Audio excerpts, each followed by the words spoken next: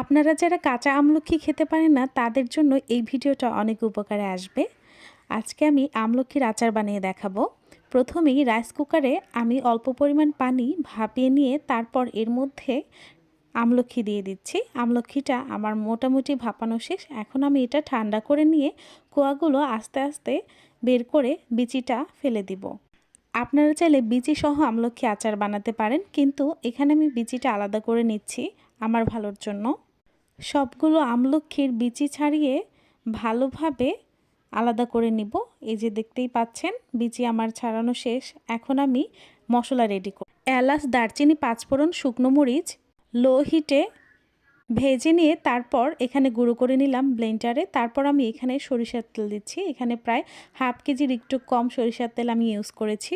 এর মধ্যে আমি রসুন দিয়ে খুব ভালোভাবে ভেজে নিচ্ছি। সাথে আমি কয়েকটা শুকনো মরিচ দিয়েছি রসুনের সাথে। এরপর আমলকিগুলো ভালোভাবে দিয়ে খুব ভালোভাবে নেড়েচেড়ে এর মধ্যে চিনি দিয়ে দেব। আপনারা স্বাদ মতো চিনি দিবেন। আর আপনারা চাইলে একটু সামান্য পরিমাণ হলুদ মিক্সড করতে পারেন কালার সুন্দর আসার জন্য।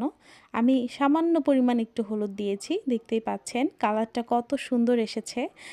গুঁড়ো করা মশলাটা আমি এর মধ্যে দিয়ে ভালোভাবে নেড়েচেড়ে এটা নামিয়ে নিব। দেখতেই পাচ্ছেন কত সুন্দর হয়েছে। কাঁচা আমলকি খেতে যতটা তিতা, এটা কিন্তু খেলে অতটা তিতা হবে না।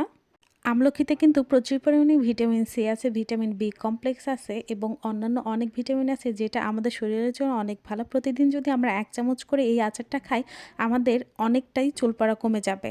ভিডিওটি ভালো লাগলে আমার চ্যানেলটি সাবস্ক্রাইব করে রাখুন। ধন্যবাদ।